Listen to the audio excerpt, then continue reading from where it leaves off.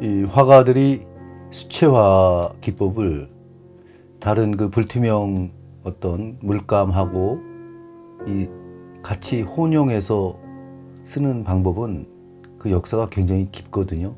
그러니까 처음에는 수채화 물감으로 이게 살살 어떤 기초를 잡아가고 그 다음에 채색을 계속해서 올리면서 불투명 기법으로 올라간다. 이러한 기법을 쓰는 작가들은 굉장히 많죠.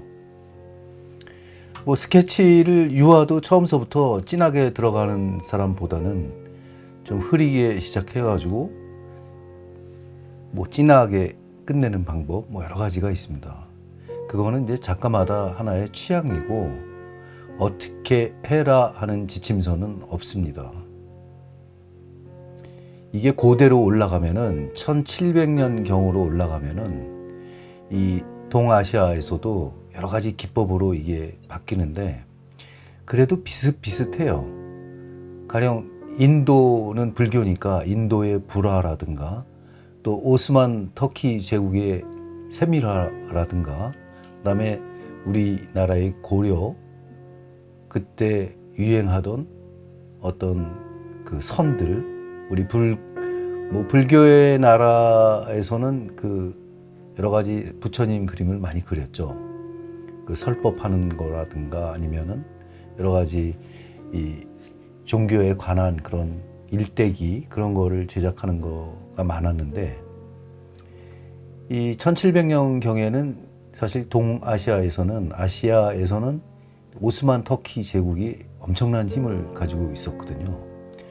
그래서 그때 그 세밀화를 예전에 한번 제가 관심 있게 그거를 탐구해 본 적이 있어요. 그래가지고 그 말씀을 오늘 조금 드리고자 하는데 이 오스만 터키 제국은 여러분들이 아시다시피 그 우리나라가 오스만 터키 지금 튀르키예라고 하죠. 터키라고 하는데 그 터키의 그 민족을 표현할 때는 우리는 뭐라 그러냐면 돌골족이라고 하거든요.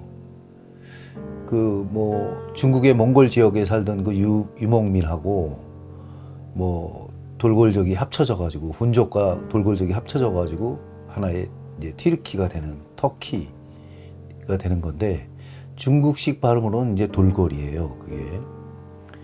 근데 이 터키는 지금 이스탄불이 수도잖아요. 근데 거기도 그 미술이 그 만만치 않았어요, 진짜.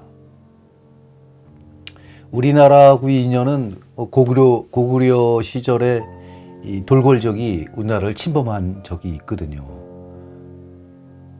그 뭐 이 오스만 제국이 워낙 크다 보니까 이 서쪽 돌골, 동쪽 돌골이 있었는데 동쪽에 있는 돌골족들이 이제 우리 고구려를 침략하기도 했었죠.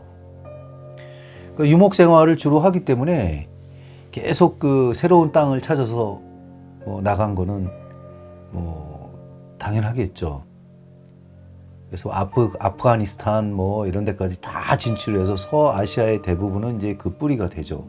그리고 우리 그 이 지명에서 뭐 우즈베키스탄, 뭐 키르기스탄, 카자흐스탄, 타지키스탄 뭐 이런 그 탄자 들어가는 거는 거의 그 터키 민족들의 나라인 게 사실일 거예요 아마. 그리고 이제 우크라이나, 아제르바이잔 뭐 이런 데는 그 터키족하고 몽골족이 이렇게 말하자면 혼합된 민족들이죠. 그러니까 우리가 터키를 얘기할 때 사실 뭐 우리는 이제 축구를 할 때 우리하고 3, 4일 전을 하는 바람에 뭐 형제 나라다 어쩌고 저쩌고 하는데 사실 그 터키 민족들이 자부심이 대단하거든요. 그 요새 좀 약간 좀 이 경제적으로 위축이 되긴 했지만 진짜 이스탄불은 대단한 그 수도였어요. 그래서 그 베니스 상인들하고 항상 그 충돌이 일어나던 그 또 하나의 그 상권을 다툼했던 나라이기도 해요. 그 이스탄불하고 베니스하고. 왜냐면 그 정도로 충돌이 일어난다는 거는 상권이 확실하게 형성이 돼 있었다는 거거든요. 그럴 때 이 문화적으로 이 미술은 엄청난 이 또 영향을 받았는데 그때 이제 탄생하게 되는 게 오스만 그 터키 제국의 세밀화예요. 여러분들이 뭐 네이버나 뭐 구글 같은 데다가 오스만 터키 세밀화를 쳐보면은 그 특징을 금방 알 수가 있어요. 그때 세밀화들은 우리 고려 시대 때 세밀화도 마찬가지로 이 고려 불화도 세밀화거든요. 뭐 그 기법면이나 어떤 섬세함에 뭐 대해서는 우리 그 고려 불화를 따라올 수는 없지만 그래도 유심히 그 터키의 그 어떤 세밀화를 쳐다보게 되면은 특징을 발견할 수가 있어요. 주로 이제 뭐 배경은 뭐 이 귀족들의 어떤 그 계보라든가 삶이라든가 이런 거를 표현한 거에 많은데 주로 얼굴의 방향을 왼쪽이든 오른쪽이든 돌리고 있는 게 좀 특징이에요. 한 곳을 계속 바라보는 어떤 그 세밀화도 있어요. 그 옆 얼굴을 굉장히 중요시하더라고. 그래서 그런 거 때문에 근데 거기에 이제 표현되는 뭐 산과 나무, 집 이런 거 보면은 뭐 굉장히 세밀하거든요. 뭐 제가 그 튀르키 그러니까 이 세밀화에 대해서 관심을 갖게 된 거는 사실은 그 소설책 때문에 제가 그거를 보게 됐거든요. 예전에 누가 이제 선물을 해서 그 제목이 내 이름은 빨강이에요. 근데 이제 그게 오르안 파묵이라는 그 작가가 쓴 건데 이게 노벨상 작가거든요.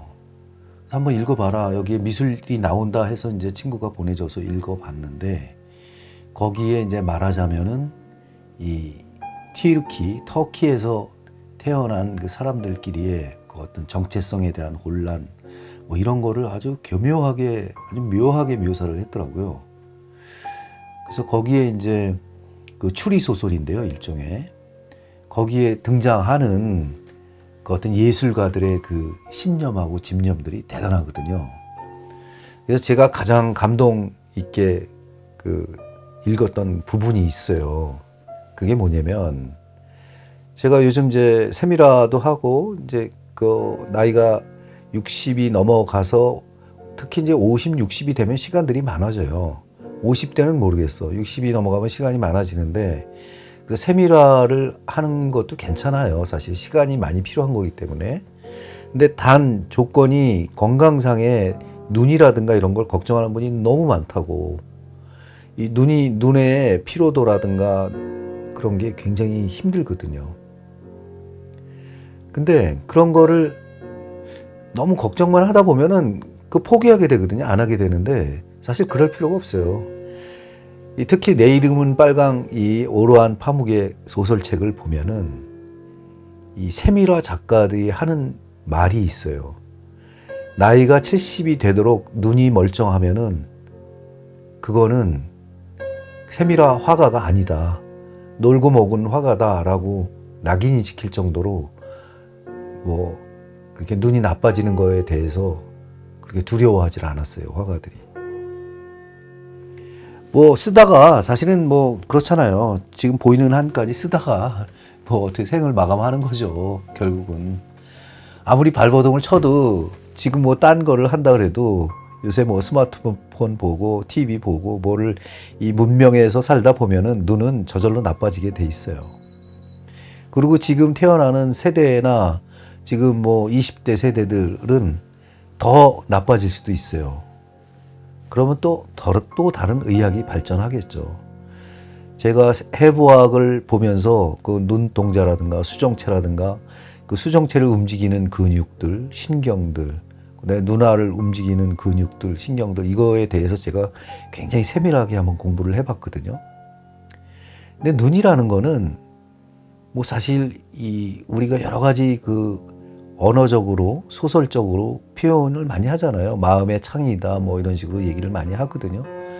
그거는 그럴 수밖에 없는 게 내가 무슨 뇌에서 생각을 하게 되면은 눈동자가 달라지거든요. 바라보는 시선이라든가 아니면은 동공이 확장된다거나 뭐 여러 가지 조건들이 이 날씨, 온도, 그러니까 온도나 뭐 이런 바람 뭐 여러 가지 영향을 받는 게 눈이잖아요, 사실은.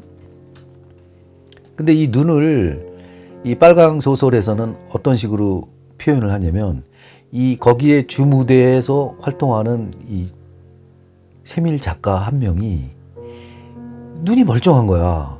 더군다나 이 왕족들의 아주 칭찬을 받고 있고 그다음에 보호를 받고 있는 사람인데 최고라고 생각하면 되죠. 그러니까 도화소 같은 도화원 같은 데에서 최고의 장을 말하는 이제 그런 지위까지 올라가는 사람인데 이 눈이 멀쩡하니까 맨날 불안한 거야. 존경을 못 받을까 봐. 그러면서 결국은 그 거울을 바라보며 그 뾰족한 금침으로 자기의 눈동자를 찌른다고요. 찔러서 실명을 하는 거예요, 스스로. 그래서 그 과정을 보고 저렇게 미술에 대한 집념이 대단한 거구나. 저 권력과 미술과 그다음에 주변 관계에 대한 어떤 거기에서 파생되는 어떤 생각들이 저기까지 이룰 수 있는 거구나 하는 그런 생각을 가졌거든요. 진짜 감명 깊게 읽었어요. 그래갖고 저는 이 독후감 그 시리즈를 그 이전에 경향신문에 한두 편 낸 적이 있거든요. 그럴 때 이제 이 빨강을 소개했었는데 이 화가한테 꼭 필요하다기보다는 한 번쯤은 읽어보면 좋을 것이다 라는 책 중에 하나거든요.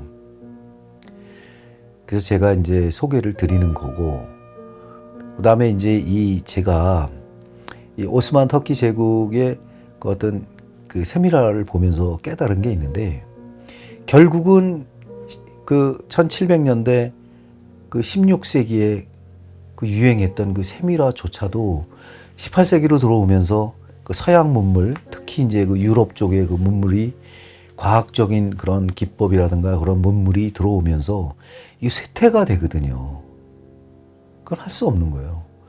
우리나라 같은 경우에는 고려 시대 이후에 이 조선 시대로 넘어오면서 쇠퇴가 되잖아요. 이 불교를 배척하면서 그래도 끝까지 살아남은 게 불화이긴 하지만 결국은 점점 쇠퇴가 되면서 결국은 조선 말기에는 또 서양화 기법이 들어와 가지고 석지 채용신이라든가 이런 이 작가들 그 세미라를 그려서 인물화를 하던 작가들은 그 서양 청나라에서 들어온 기법을 이용해서 청나라에서 이용했던 기법은 뻔해요. 제가 지금 생각하기에는 그 카메라 기법을 연구했다고. 그때도 카메라가 있었으니까 그 청나라 시절에는. 그래서 그 기법을 보고 그 사진을 보고 나도 저랑 똑같이 묘사할 수 있겠다. 이제 말하자면은 중첩이 되는 거죠. 오래전에 내려왔던 전통과 새로운 기술의 접목이 계속 되는 거예요. 그러면서 자연적으로 이 세밀화들 옛날 스타일은 도태가 된다고. 그 페스펙티브에 맞지 않은 그 어떤 구성과 구도 이런 거를 약간 좀 멀리하는 경향이 많단 말이에요. 이 과학적으로 얘기하면은 그거의 영향을 유럽도 마찬가지예요. 유럽도 이 사진사와 사진기와 똑같은 기법으로 발전하는 작가들이 유행한 적이 있잖아요. 렘브란트라든가 이런 사람은 걸어다니는 사진기라고 할 정도로 아주 굉장히 그 묘사력이 뛰어난 사람인데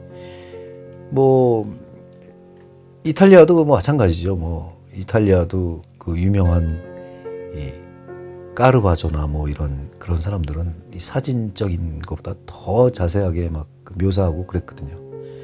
그러니까 이 역사는 이 세밀화의 역사는 엄청 깊은 거예요. 알고 보면은. 근데 시대적으로 계속해서 변해왔다는 거죠. 제가 작업을 하면서 늘 느끼는 거는 그래요. 그러면은 과거의 그 정체성하고 그거를 이겨내는 또 어느 사람들의 어떤 생각이 있었을 거란 말이에요. 이 화가들의 그런 정체성 그 어떤 세밀화라든가 어떤 구상적인 거 이런 게 무너지면서 이 파생되는 그런 효과는 미술사로 바로 나타나는 거죠. 주로 이제 그 시절에 세밀화를 하는 그 시절에 어떤 그 타겟이 되는 그 층들은 그러니까 고객층들은 거의 다 귀족 아니면은 이 권력을 가진 사람들이 대부분이었거든요.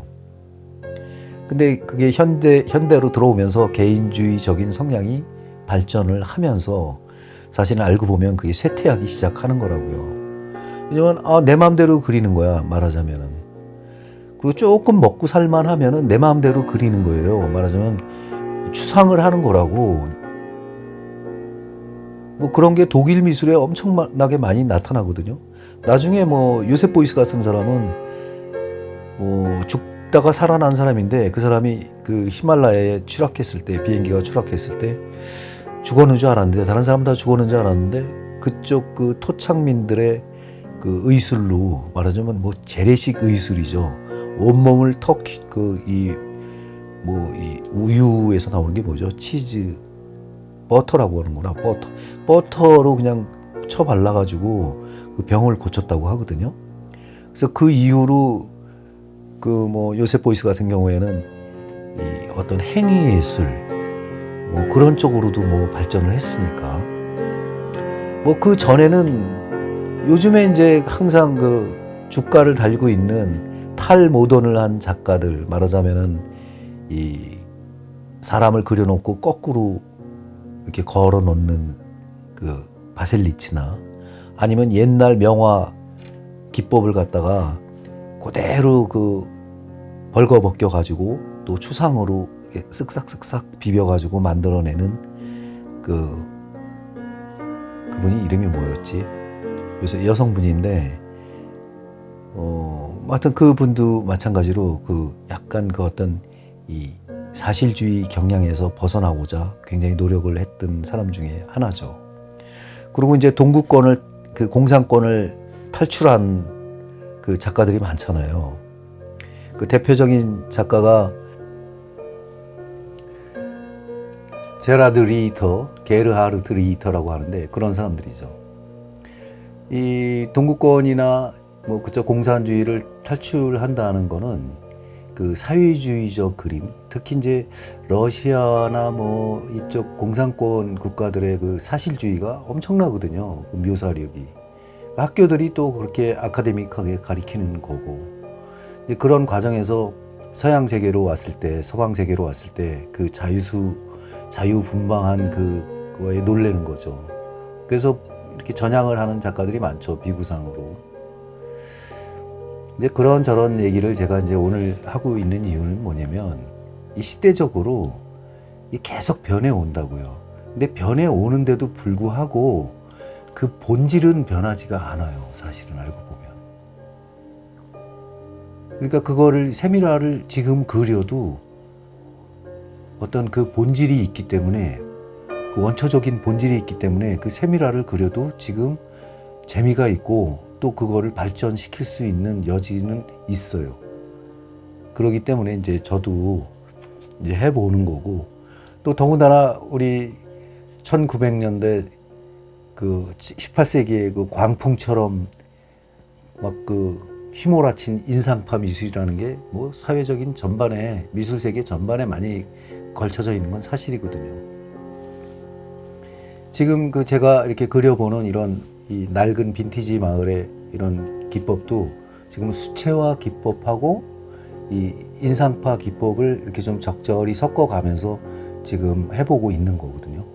그러니까 이거를 반드시 작품을 만들겠다 해서 이렇게 만들고 있는 건 아니고, 제가 뭔가 아이디어를 창출할 수 있지 않을까 하는 그런 생각에서 지금 해보고 있는 거거든요. 그래서 벽은 회벽 기법으로 바르듯이 돌가루를 입히고, 돌가루 위에다가 말하자면은 이 물이 많이 들어간 그 물감으로 채색을 한 다음에, 그 다음에 무슨 뭐 모델링 페이스트를 쓴다거나 아크릴릭을 조금 섞어서 쓴다거나 할 예정이거든요. 그래서 이렇게 제작을 해 본 다음에, 그 다음에 장단점이 나올 거예요, 반드시. 제가 이렇게 해 보면은 이제 그 다음에 제가 이제 어떻게 다른 작품을 진행을 하겠다, 이렇게 이제 생각을 하고 있는 거죠. 오늘도 여지없이 경기도 사투리와 이 약간은 감기 걸린 목소리 이런 거로 제가 여러분들을 괴롭히는 건 아닌지 모르겠어요. 하지만 이제 미술이 제가 뭐 이렇게 엄청나게 이론적인 지식을 가지고 있는 게 아니라 단지 마음속으로 기억하는 거를 토대로 해가지고 보충적인 어떤 공부를 해서 여러분들한테 들려드리는 거거든요. 그러니까 아예 터무니없이 허무맹랑한 얘기는 들려드릴 수가 없고 요즘은 금방 탄로나니까 여러분들은 그냥 편하게 이렇게 들어주셨으면 좋겠어요. 어떻게 해서든지 뭐 일주일에 3편 이상은 이런 제가 공부하고 제가 느낀 소감들 이런 걸 같이 해가면서 여러분들하고 이렇게 좀 대화 비슷한 이런 이론 수업을 가지려고 하는데 뭐 지금까지는 뭐 크게 좋아하시는 분도 계시고 또 글쎄요 거부감을 느끼시는 분들이 계실지는 모르지만 아무튼 좋게 봐주셨으면 감사하겠고요. 지금 제가 저 기법을 쓰는 데 있어가지고 안료도 지금 살짝 섞고 있거든요. 이제 저게 뭐냐면 안료를 섞는 이유는 기존에 이제 뭐 아크릴 물감에 바인다 성분이 있는 그런 거를 쓰는 게 아니고 직접 이 내추럴한 색을 만들어내면서 쓰고 싶어서 그러는 거예요, 사실은. 어차피 이 물감을 만드는 사람들의 입장에서는 물감에다 뭔가 풀기를 놓아야 된다고. 풀을 발라서 거기다 섞어서 이렇게 해야 이제 끈기가 있으니까 그게 발라진단 말이에요. 이제 그런 거기 때문에 계속 그 기성품인 물감을 사서 쓰다 보면은 그 오묘한 그 재미를 느낄 수가 없어요, 사실은. 평범한 상업적인 물감을 쓰는 거기 때문에. 그래서 이 화가들의 열망, 특히 저의 열망이 저렇게 안료를 섞어서 쓰게 되는 거죠. 저는 벽화를 전공했기 때문에 벽화를 심층적으로 공부를 했죠, 사실은. 그것도 우리나라에서 해야 되는데 우리나라는 그런 과목이 없잖아요. 그래서 에콜 데 보자르에 그 한학과 이 벽화반이 있길래 제가 열심히 들어서 결국은 우리 거를 다시 찾아내겠다 뭐 이런 생각으로 공부를 했는데 뭐 많이 접근은 했어요. 고구려 시대로 거슬러 올라가서 어떤 그런 채색 기법이라든가 또 여러 가지 우리 그때 어떤 미장 기술 이 사실은 과학적인 기술하고 미술하고는 접목이 된다고 제가 아까 이 초두에 말씀드렸잖아요. 그 오스만 터키 제국도 결국은 이 어떤 기법이나 이런 것들이 그 맞물려서 가는 거거든요. 그 시절의 어떤 기술하고 미장 기술, 건축 기술, 채색 기술 이게 다 합쳐지는 거거든요. 그때야말로 그 세미라를 해도 장식적인 어떤 그 사상이 강했죠. 잘 그리는 기술적인 거로 성공을 하는 작가들은 대부분은 이 머리가 좋고 또 활동량이 좋고 또 이 기술을 습득해가지고 자기 개발을 하는 창의적인 그런 뭐 어떤 왕의 일대기를 표현하는데 남다른 재주가 있는 사람들이 있잖아요. 사실 그 어떤 그 표현하는 데 있어가지고 어디서부터 시작해가지고 기승전결을 잡아서 어떻게 해나가겠다 이런 거는 머리가 나쁘면 할 수가 없잖아요. 그 기술만 좋다고 해서 그런 것까지 잘할 수 있는 건 아니거든요. 그래서 채색을 잘하는 사람이 있고 그거를 잘 짜는 판을 잘 짜는 사람이 있는 건 당연한 거예요. 미켈란젤로가 그 시스티나 대성당 그거 할 때도 그 조수가 24명인가 그랬다고요. 거기서 진짜 그야말로 노예처럼 일하는 그 견습생서부터 그 기술을 배우고자 하는. 근데 그 사람들이 다 성공할 수는 없는 이유 중에 하나는 그 판을 짤 수 없기 때문에 사실은 그 무너지는 거거든요. 그 기술로 승부를 보는 사람들은 기술적인 면으로 계속 가는 수밖에 없어요. 그래서 제가 요즘 이제 제가 가끔씩 이 수업 내용에서 기술보다는 그래도 어떤 창의력, 그 다음에 이 생각할 수 있는 어떤 거를 좀 많이 해야 된다. 이렇게 자꾸 말씀드리는 게 예술적인 입장으로 가기를 원하는 거죠. 기술자로 가는 것보다는. 근데 요즘 미술이 사실 미술계 특히 이제 저도 이제 신세 타령을 좀 하는 편이지만 자꾸 미술 세계가 이 어떤 경제적인 이유로 투자 개념이라든가 어떤 아직도 여전히 그 부자들을 위주로 한 그런 쪽에 기대서 발전하고 있는 게 사실이잖아요. 비위를 맞추는 거죠, 사실 알고 보면은. 그럼 그걸 귀신같이 아는 데는 이제 대형 화랑들이죠. 왜냐면 거래를 많이 하니까, 그 부자들하고 거래를 많이 하니까 그 사람이 그 시대에 요구하는 어떤 거를 알거든. 그래서 그거를 계속 작가들한테 이야기를 한다고. 또 이야기를 안 해도 저절로 작가들도 또 그런데 아부하는 사람도 있고, 그런데 그 판에 끼고 싶어 하는 사람이 너무 많기 때문에 뭐 그거는 어쩔 수가 없어요. 그래서 이 순수한 본질을 잃지 말라고 자꾸 제가 그 말씀을 계속 드리는 거예요. 예술의 본질은 그렇게 장식 미술가로 끝나는 게 아니다. 자기의 개발도 중요하고 자기의 삶도 중요한 거다. 이렇게 해서 계속 제가 말씀을 드리는 거예요.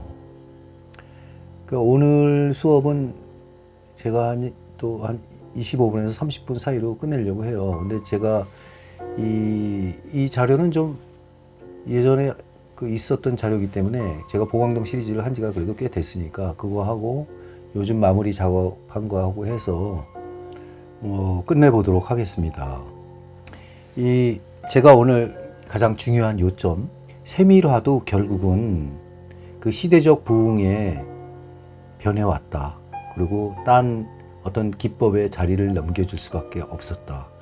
뭐 그런 얘기를 좀 하고 싶었고요. 그 다음에 서양의 서양 기법들, 페스펙티브 위주의 어떤 기법이 나옴으로 해가지고 그 오스만 터키 그 강력한 제국주의가 그와 같이 성장했던 세밀화들이 많이 무너졌다. 이런 거를 말씀드리고 싶었고, 또 고려 불화가 조선시대를 거치면서 점점 그 쇠퇴를 했던 것도 같이 말씀을 드리는 거고, 그러니까 기법이라는 건 그래요. 이 모든 어떤 그 세밀화라든가 뭐 다른 기법도 마찬가지만 자리를 내줄 때가 있어요. 반드시. 그게 어떠한 영향을 받는지는 여러분들도 잘 살펴보면 알 수 있거든요. 뭐 요즘은 제가 이 말미에 좀 말씀드렸지만 이 배금주의잖아요. 거의 배금주의가 팽배한 시대에 살면서 자기 개발적인 어떤 자기 예술을 잘 소중하게 간직할 수 있는 그 길은 뭐 끊임없는 멘탈 강화밖에 없어요. 그리고 이 여러 가지 그 예전에 있었던 그 일들, 기법들도 부지런히 공부를 하는 게 좋아요, 사실은.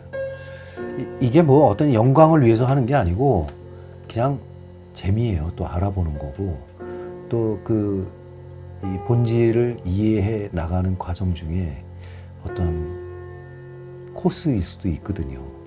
그래서 그게 뭐 예전 같으면은 공부를 열심히 해서 교수도 되고 어떤 사회적으로 좀 유명해지고 뭐 이런 게 목표였을 수 있다면은 지금 또 하는 이런 조용한 공부는 그 자기 개발, 자기 자신, 그다음에 진짜 소중한 거죠.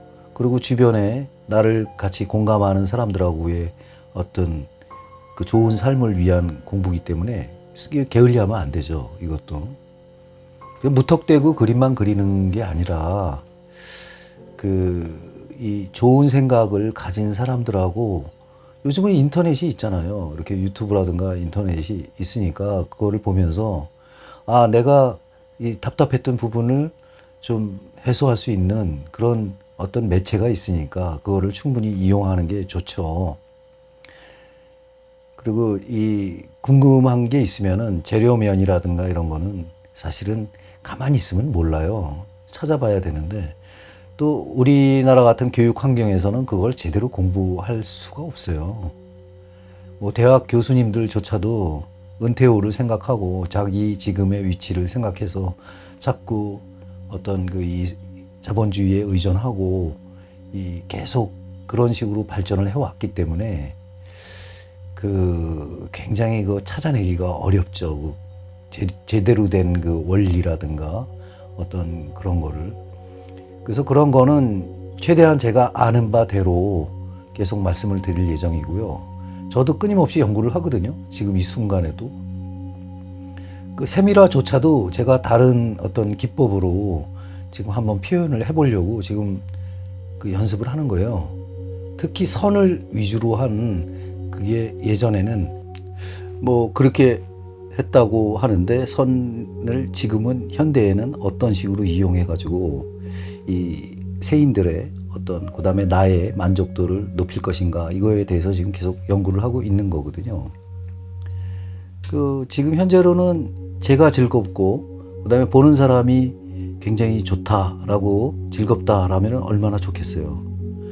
또 더군다나 이 컬렉터 개념의 어떤 투자 개념의 이런 분들 말고 그 그냥 평범한 일반인들 미술관에 가서 비로소 작품을 봐야 되는 일반인들한테 저는 관심이 많거든요. 왜냐하면 그게 바로 제가 추구하는 알기 쉬운 미술 운동의 어떤 요점이거든요.